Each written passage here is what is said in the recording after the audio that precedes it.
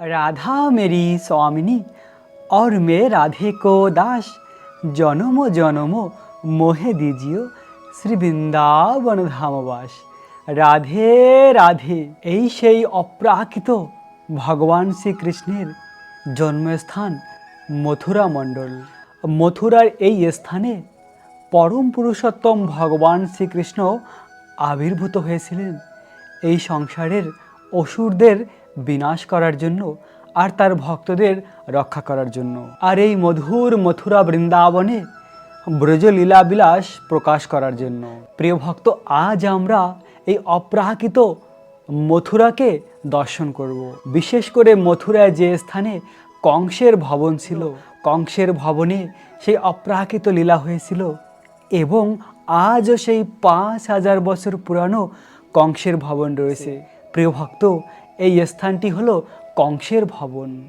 কংসের ভবনের এই স্থানেই সেই ধনুর যজ্ঞের আয়োজন করা হয়েছিল। ভগবান সেই অপ্রাকৃত লীলাবিলাস করেছিল। আজ আমরা সেই লীলা কথা শ্রবণ করব। মন দিয়ে সেই কথাগুলি শ্রবণ করুন। প্রিয় ভক্ত, এই যমুনার ধারে অপ্রাকৃত কংসের সেই 5000 বছর পুরানো ভবনটি আজও রয়েছে। আমরা এই স্থানকে দর্শন করতে করতে শ্রীমদ্ ভাগবতম থেকে সেই অপ্রাকৃত লীলা কথা শ্রবণ করব। ভগবান শ্রীকৃষ্ণ তার ভক্তদের রক্ষা করার জন্য এভাবে দেবকী মায়ের গর্ভে প্রকাশিত হয়েছিল তার চতুর্ভুজ রূপ নিয়ে। তারপরে কৃষ্ণকে কংসের ভয়ে বসুদেব সেই রাতে গোকুল বৃন্দাবনে নিয়ে যায়। আর অবশেষে গোকুল বৃন্দাবনের লীলাবিলাস সম্পন্ন করে ভগবান শ্রীকৃষ্ণ আবার মথুরায় ফিরে আসে। অক্রূরজি তাকে মথুরায় ফিরিয়ে নিয়ে আসে। ভগবান শ্রীকৃষ্ণ মথুরায় ফিরে এসে ঠিক যে লীলা হয়েছিল আমরা সেই লীলা কথা আজ শ্রবণ করব। কেননা এই মুহূর্তে আমরা সেই লীলাভূমিতে রয়েছি যে লীলাভূমিতে ভগবান এই মধুর লীলা করেছে। এভাবে গোবিন্দ কৃষ্ণ অক্রূরের রথে করে মথুরার কাছেই প্রবেশ করলো। তো মথুরায় প্রবেশ করার ঠিক আগে তারপর অক্রূর ভগবান শ্রীকৃষ্ণকে বললেন, হে ভগবান, আজকে রাতে কৃপা করে আপনি আমার গৃহে চলুন। আপনার এই দুর্লভ চরণ যদি আমার গৃহে পড়ে তাহলে আমার গৃহ ধন্য হবে। তখন ভগবান অক্রূরকে বলল, আজ আমি তোমার গৃহে যাব না। প্রথমে মথুরার সমস্ত কাজ সম্পন্ন করে তারপরে আমার অগ্রজ বলরামকে নিয়ে তোমার গৃহে আমি অবশ্যই যাব। তো অক্রূরকে এভাবে ভগবান বললেন। আর তখন ভগবান আর বাকি গোপেরা মিলে মথুরার কাছেই একটি অরণ্য ছিল, ওই অরণ্যে তারা বিশ্রাম করলেন। আর অক্রূর তখন কংসের কাছে গিয়ে ভগবান শ্রীকৃষ্ণের আগমনের কথা জানালেন যে ভগবান ইতিমধ্যেই মথুরায় প্রবেশ করেছেন। আর তারপরে কৃষ্ণ মথুরায় ভ্রমণ করার জন্য মথুরা নগরীতে প্রবেশ করলো। আর মথুরা নগরীকে তখন দেখলেন খুব সুন্দর করে মথুরা সাজানো, এক একটি স্থান অনেক সুন্দর করে গঠিত। আর এরকম সুন্দর স্থানে ভগবান ভ্রমণ করতে শুরু করলো। আর সেই সময় সমস্ত মথুরাবাসীরা ভগবানের আগমনের কথা জানতে পেরেছিল। মথুরাবাসীরা অনেক দিন ধরে অপেক্ষা করছিল ভগবান শ্রীকৃষ্ণের কবে কৃষ্ণ ফিরে আসবে। আর যখন তারা ইতিমধ্যেই শুনতে পারলো যে কৃষ্ণ তাদের নগরীতে প্রবেশ করেছে, তখন তারা যে অবস্থায় ছিল সেই অবস্থা থেকে তাদের ঘরের ছাদে এসে ভগবানকে দর্শন করছিল। অপরূপ সুন্দর শ্যাম সুন্দরকে দর্শন করে তাদের নয়ন তৃপ্ত হলো। আর তারা এভাবে বলতে লাগলো যে ব্রজবাসীরা কত ধন্য, তারা এই কৃষ্ণ বলরামকে এতদিন দর্শন করার বিশেষ সুযোগ লাভ করেছে। সেই বাল্যলীলা থেকে শুরু করে কিশোর লীলা পর্যন্ত তারা ভগবানকে দর্শন করেছে। ব্রজবাসীরা কত ভাগ্যবান সেই কথাই তারা বলছিলেন। এরপরে কৃষ্ণ বলরাম একটি দর্জির কাছে এলেন। তারা চাইলেন যে সুন্দর কাপড় পরিধান করার জন্য।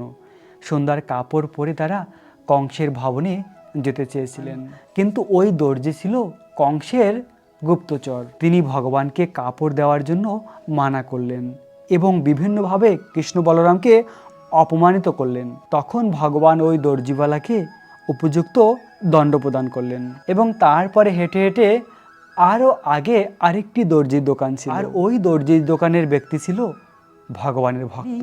তিনি ভগবানকে দেখে অত্যন্ত প্রসন্ন হলেন এবং ভগবানকে খুব সুন্দর রেশমি কাপড় প্রদান করলেন। তখন কৃষ্ণ বলরাম সেই তার ভক্তি গ্রহণ করলেন, তার কাপড় পরিধান করলেন। আর ভগবানকে এভাবে প্রেম ভরে ভক্তি ভরে কাপড় দিয়েছে, তাই ভগবান খুব প্রসন্ন হয়ে তাকে সারব্য মুক্তি দান করেছে। সারব্য মুক্তি হলো ভগবানের নিত্য ধাম বৈকুণ্ঠ ধাম গিয়ে ভগবানের মতন রূপ প্রাপ্ত হওয়া, বিষ্ণু রূপ প্রাপ্ত হওয়া। তো একটুখানি ভগবানকে কাপড় দেওয়ার মাধ্যমে ভগবান এত প্রসন্ন হয়েছে যে তাকে সার্বভৌম মুক্তি দান করেছে, তাকে আশীর্বাদ করেছে যতদিন তিনি বেঁচে থাকবেন তার কখনো ধন সম্পত্তির কম হবে না, তাদের পরিবার সুখ শান্তিতে থাকবে এবং মৃত্যুর পরে তিনি ভগবত ধাম প্রাপ্ত হবেন। এর থেকে আমরা এই শিক্ষা লাভ করতে পারি, যারা ভগবানের ভক্ত তাদের কখনো ধন সম্পত্তির অভাব হয় না। ভগবান তাদের যা কিছু প্রয়োজন হয় তা সব কিছু সরবরাহ করে, ভগবান সব কিছু তাদের প্রদান করে। ভগবান এভাবে ওই দর্জিকে আশীর্বাদ দিয়েছিলেন যে তোমার কখনো কোনো এই জগতের ধন সম্পত্তির কম হবে না, আর এই জীবনের শেষে তুমি আমার ধাম প্রাপ্ত হবে। তারপরে ভগবান আরেকটু দূরে হেঁটে গিয়ে দেখলেন একজন কুবজা, আর ওই কুবজাকে দেখলেন তিনি সুগন্ধিত চন্দন ও গুড় এই সমস্ত কিছু নিয়ে যাচ্ছিলেন। তখন রসিক শেখর ভগবান শ্রীকৃষ্ণ কৌতূহলবশত ওই কুবজাকে বলল, হে সুন্দরী, তুমি কোথায় যাচ্ছ এই সুন্দর সুগন্ধিত অগ্রুর চন্দন নিয়ে? আসলে তোমার এই সুন্দর সুগন্ধিত অগ্রুর চন্দন আমাকে অর্পণ করা উচিত, আমি সেটাই মনে করি। আর তখন কুবজা বললেন, হে পরমেশ্বর, আপনি তো সর্বজ্ঞ, আপনি তো সব কিছু অবগত। আমি প্রতিদিন এই সুগন্ধিত চন্দন দিয়ে কংসের সেবা করি, আর কংস আমার উপরে খুব প্রসন্ন। কিন্তু কুবজা যখন কৃষ্ণ বলরামকে দেখলেন, কৃষ্ণ বলরামের রূপ এতই সুন্দর, ওই রূপ দেখে সম্পূর্ণ কুবজা মোহিত হয়েছিল। আর তখন কুবজা সেই সুগন্ধিত চন্দন ভগবানকে লাগিয়েছিল, আর ভগবান খুব প্রসন্ন হয়েছিল কুবজার উপরে। আর তখন ভগবান তার চরণ স্পর্শ করলো কুবজার উপরে, ভগবান তার চিন্ময় শরীর দিয়ে কুবজাকে স্পর্শ করলো, আর কুবজা সঙ্গে সঙ্গে সুন্দরী রমণীতে পরিণত হলো। ভগবানের স্পর্শ লাভ করার সঙ্গে সঙ্গে অপরূপ সুন্দর রূপ ধারণ করলো কুবজা। আর কুবজা তখন ভগবানের উপরে প্রেমও বসিত হলো। কুবজা তখন ভগবানকে আর নিবেদন করলো, হে ভগবান, তুমি কৃপা করে আমার গৃহে চলো। আর ভগবান তখন একটু লজ্জিত হলো, বলরাম তার পাশে ছিল। ভগবান তখন এই সরল হৃদয়ের কুবজাকে বলল, আমি অবশ্যই তোমার ঘরে যাব, কিন্তু আজ নয়, অন্য একদিন। তারপরে ভগবান শ্রীকৃষ্ণ নগরবাসীদের কাছে ধনুর্যজ্ঞের স্থানের কথা জিজ্ঞাসা করলেন। কংস ধনুর্যজ্ঞ নামে যজ্ঞের আয়োজন করেছিল এবং সেই যজ্ঞের বেধির বিরাট একটি ধনুক স্থাপন ছিল। ইন্দ্রধনুকের মতন দেখতে সেই ধনুকটি ছিল বেশ বড়, তেমনই অদ্ভুত ছিল। শ্রীকৃষ্ণ আর বলরাম সেই ধনুকের কাছে যেতে চাইলেন, কিন্তু যারা তার সৈনিক ছিল তারা তাকে সতর্ক করলেন। কিন্তু ভগবান শ্রীকৃষ্ণ সেই সতর্কবাণী উপেক্ষা করে জোরপূর্বক সেই ধনুকের কাছে চলে যান এবং তৎক্ষণাৎ ধনুকটিকে তার বাম হাতে গ্রহণ করলেন। তারপরে জনতার সামনে ভগবান সেই ধনুককে ভঙ্গ করলেন। ধনুকের ঠিক মাঝখানে ভগবান ভেঙে ফেললেন। যেমন একটি হাতি আঁককে ভেঙে ফেলে, তেমনি ভগবান সেই ধনুকের মধ্যে ভেঙে দুই ভাগে ভাগ করে ফেললেন এবং উপস্থিত সেই স্থানে সকলে শ্রীকৃষ্ণের শক্তিমত্তা প্রশংসা করতে লাগলেন। ধনুকটি ভঙ্গের সঙ্গে সঙ্গে আকাশে সেই শব্দ পূর্ণ হলো। কংস সেই শব্দ শুনতে পারল। ঘটনার কথা শুনে কংস অত্যন্ত ভয়ে ভীত হয়ে উঠল এবং সেই ধনুকের রক্ষককারী যারা ছিলেন তারা অত্যন্ত ক্রোধান্বিত হয়ে ভগবানের উপরে আক্রমণ করলেন। আর সেই সময় ভগবান তাদেরকে হত্যা করলেন। আর তখন আবার কংস আরেকটি সৈন্য দলকে পাঠিয়েছিল। আর ভগবান কৃষ্ণ আর বলরাম তখন ওই যে ধনুরের দুটি ভাগ ছিল, ওই ধনুকের দুটি ভাগ দিয়ে তাদের উপরে আক্রমণ করে তাদেরকেও নিহত করলো। তারপরে কৃষ্ণ বলরাম যে স্থানে তারা বিশ্রাম করছিলেন, সকল ব্রজবাসীদের নিয়ে ব্রজবাসীরাও কৃষ্ণের সঙ্গে, নন্দ মহারাজ, বাকি গোপেরাও এসেছিলেন ভগবান কৃষ্ণের সঙ্গে। তারা তখন কৃষ্ণের সেবা করেছিলেন। আর কৃষ্ণ এভাবে ওই দিন বিকেলে ঠিক সূর্যোদয়ের সময় কৃষ্ণের বৃন্দাবনের কথা মনে পড়ে গেল।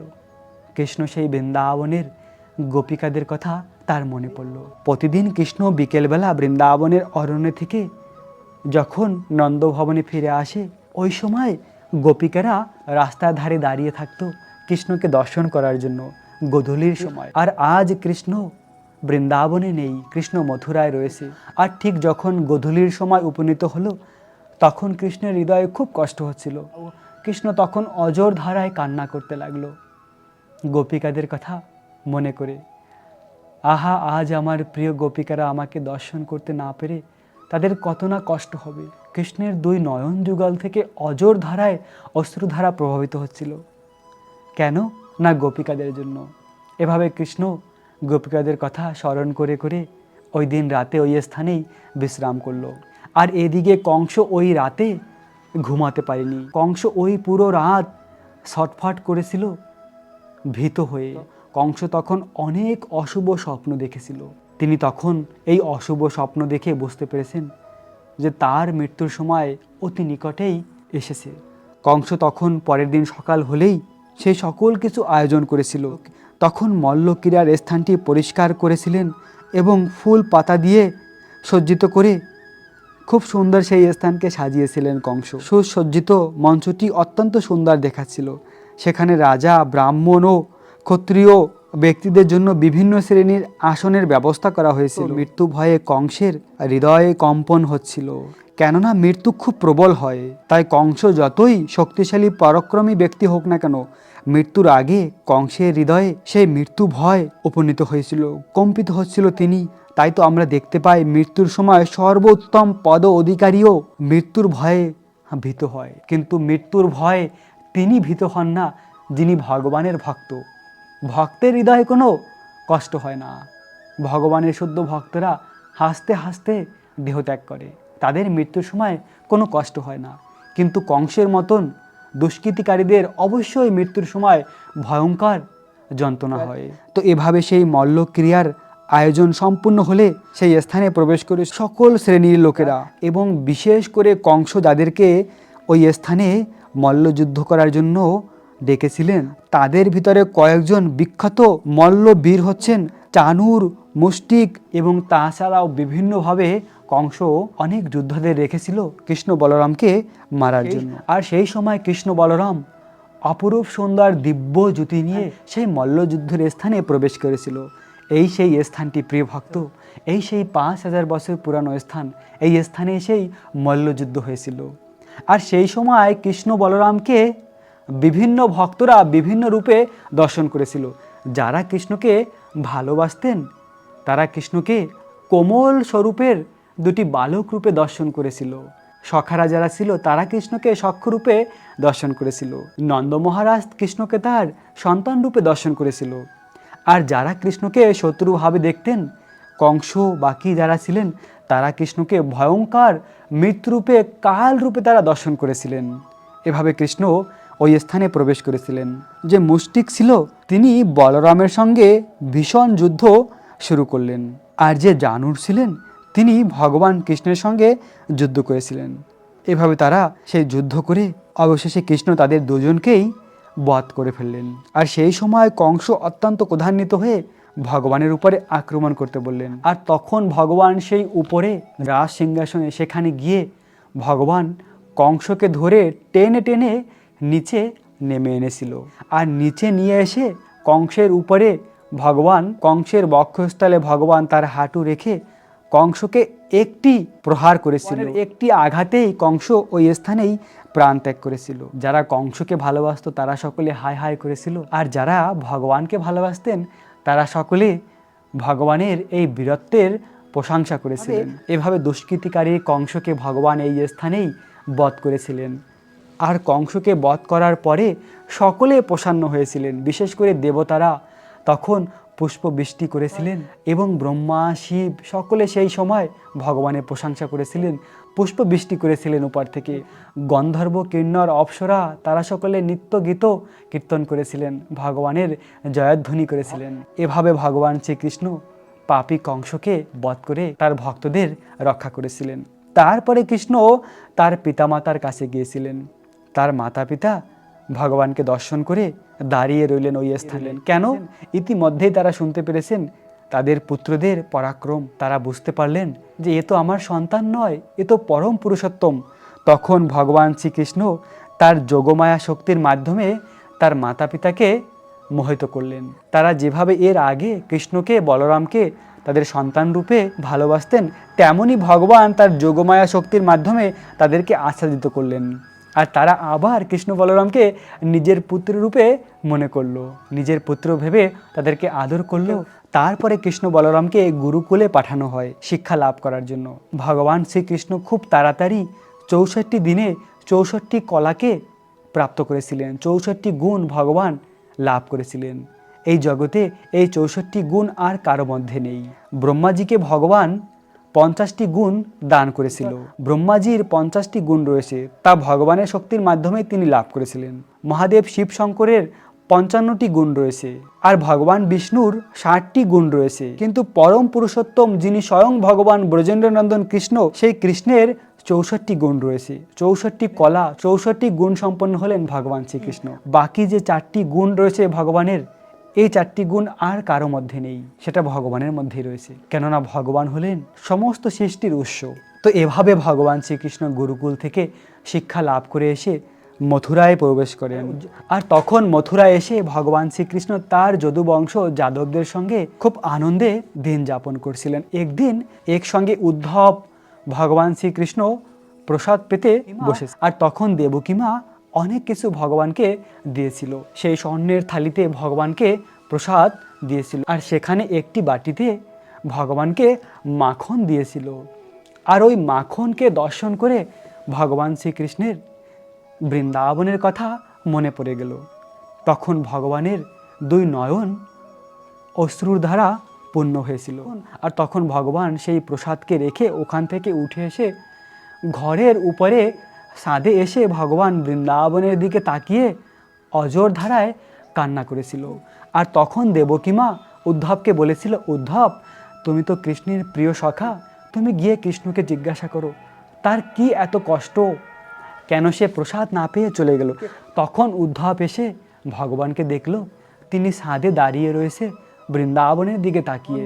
আর তখন ভগবান শ্রীকৃষ্ণ উদ্ধবকে দেখে তার চোখ মুছেছিল, যেন তার কান্না কেউ দেখতে না পায়। কৃষ্ণ, তুমি কেন প্রসাদ না পেয়ে চলে এসেছো? তখন ভগবান শ্রীকৃষ্ণ তার প্রিয় সখা উদ্ধবের কাছে তার মনের কথা বলেছিল।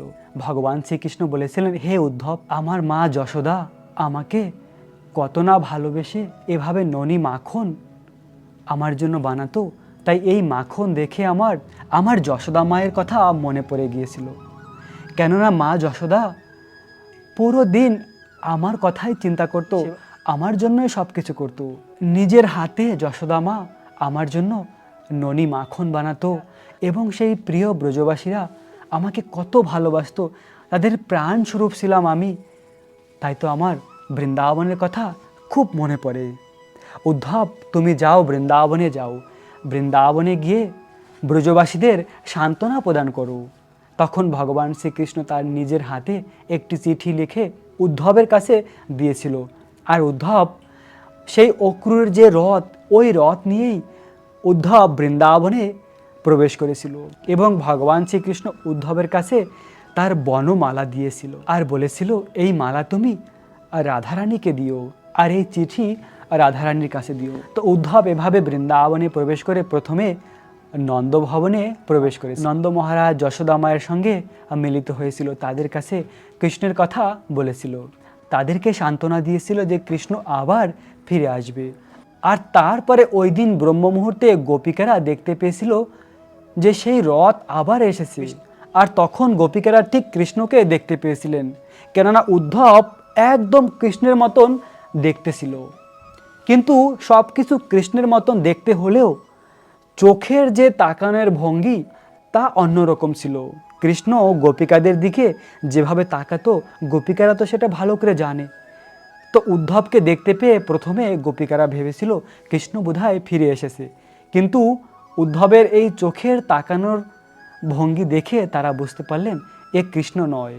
তখন গোপিকারা এসে উদ্ধবের চারদিক থেকে উদ্ধবকে একদম ঘিরে ধরেছে। উদ্ধব তখন গোপিকাদের সব কিছু বললেন যে তিনি কেন ব্রজে এসেছেন। উদ্ধব বললেন, আমি কৃষ্ণের সখা, কৃষ্ণ আমাকে পাঠিয়েছে তোমাদেরকে সান্ত্বনা প্রদান করার জন্য।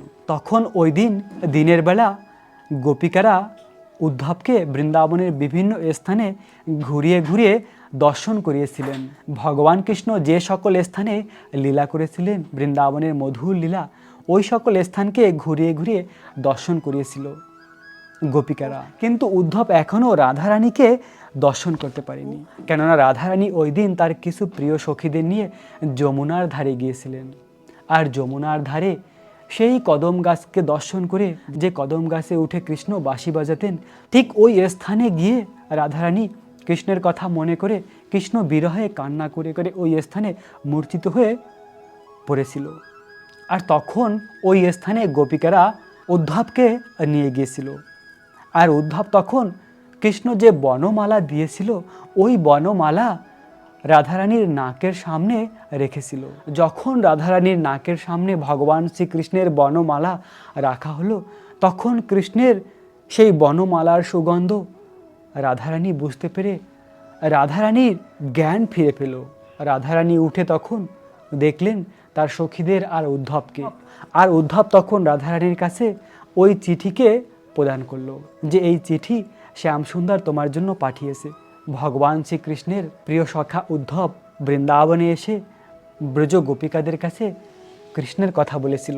তারপরে আরও অনেক অনেক মধুর লীলা রয়েছে। গোপিকাদের উদ্ধব সান্ত্বনা দেওয়ার চেষ্টা করেছিল যে তোমরা দুঃখ পেও না, কষ্ট পেও না, কৃষ্ণ হলো পরম পুরুষোত্তম, তার কথা চিন্তা করার মাধ্যমেই জীব ভববন্ধন থেকে দুঃখ কষ্ট মুক্তি লাভ করে। গোপিকাদের অপ্রাকৃত প্রেম দেখে উদ্ধব বুঝতে পারল যে এই জগতের সর্বশ্রেষ্ঠ ভক্ত হলো এই ব্রজ গোপিকারা, আর আমি গোপিকাদের কি সান্ত্বনা প্রদান করব।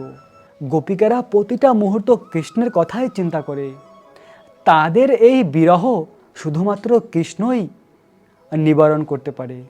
তাই তো উদ্ধব এই অপ্রাকৃত প্রেম দেখে উদ্ধব বৃন্দাবনে অনেক দিন বাস করেন। তারপরে উদ্ধব যখন ফিরে আসে মথুরায় এসে কৃষ্ণের কাছে বলেন, কৃষ্ণ তুমি এখনই বৃন্দাবনে ফিরে যাও, ব্রজবাসীদের আমি দেখে আসলাম, তারা তোমার জন্য হাহাকার করছে, গোপিকারা শুধু তোমার কথা চিন্তা করেই প্রাণ ধারণ করে আসে। তাই তো কৃষ্ণ তুমি একটি বার বৃন্দাবনে গিয়ে গোপিকাদের দর্শন দাও। এভাবে উদ্ধব এই বৃন্দাবনে এসে ভগবান শ্রীকৃষ্ণের কথা গোপিকাদের বলেছিলেন, গোপিকাদের কথা গিয়ে কৃষ্ণের কাছে বলেছিলেন, ভগবানের এই প্রিয় সখা। তো শ্যামসুন্দর কৃষ্ণ বৃন্দাবন থেকে ফিরে এসে মথুরার এই স্থানকে বলা হয় বিশ্রাম ঘাট। যমুনার ধারে এই বিশ্রাম ঘাটে বসে উদ্ধবের সঙ্গে ব্রজ গোপিকাদের কথা বলতেন। ব্রজ গোপিকারা যেমন সর্বক্ষণ কৃষ্ণের কথাই বলতেন, সবসময় তারা কৃষ্ণের কথা বলতেন। ভগবান শ্রীকৃষ্ণও বলেছেন যে আমার ভক্ত যখন একসঙ্গে হয় তখন তারা কি করে না, আমার সম্বন্ধে কথা বলে তারা আনন্দ লাভ করে, তারা তুষ্টি লাভ করে। তেমনই ভগবান শ্রীকৃষ্ণ, ভক্ত যেমন ভগবানের কথা চিন্তা করে, ভগবানও ভক্তের কথা চিন্তা করে। ভগবান স্বয়ং বৃন্দাবনের এই বিশ্রাম ঘাটে বসে তার সখা উদ্ধবের সঙ্গে ব্রজবাসীদের কথা বলতেন যে জানো উদ্ধব, আমার প্রিয় ব্রজবাসীরা আমাকে এত ভালোবাসে। এভাবে কৃষ্ণ অনেক ঘন্টা ঘন্টা এই স্থানে কাটিয়েছেন। আজ রয়েছে সেই অপ্রাকৃত মথুরা ভূমি। এই মথুরা অতি উন্নত, কেননা ভগবান শ্রীকৃষ্ণ এই স্থানে জন্মগ্রহণ করেছিলেন। তাই ধন্য এই মথুরা, এই মথুরার যমুনা, সেই 5000 বছর পুরানো লীলাভূমি আজ রয়েছে। গোবিন্দ এই স্থানেই এই মধুর লীলা করেছে। প্রিয় ভক্ত, বেশি বেশি করে ভগবান শ্রীকৃষ্ণের এই নিত্যধাম বৃন্দাবন মথুরা ধামকে ভালোবাসুন, কেননা রাধা আর কৃষ্ণ থেকে অভিন্ন হলো ভগবানের এই নিত্যধাম। মথুরা বৃন্দাবনকে ভালোবাসলেই আমাদের হৃদয়ে রাধা কৃষ্ণের প্রতি প্রেম বৃদ্ধি হবে। আর এই কলিযুগে ভগবানকে লাভ করার জন্য ভগবানের দিব্য নাম জপ করা উচিত। আর সেই নাম হলো হরে কৃষ্ণ কৃষ্ণ কৃষ্ণ হরে হরে, হরে রাম রাম রাম হরে হরে। এই মহামন্ত্র হলো ভগবান কৃষ্ণ থেকে অভিন্ন। এই মন্ত্র জপ করুন আর ভগবানকে প্রসন্ন করুন, ভগবানকে লাভ করুন। প্রিয় ভক্ত, আজকের এই মথুরার লীলা কথা এখানেই সমাপ্ত করব। রাখবেন নিজেদের অনেক অনেক যত্ন, থাকবেন কৃষ্ণ ভাবনাময়। রাধে রাধে।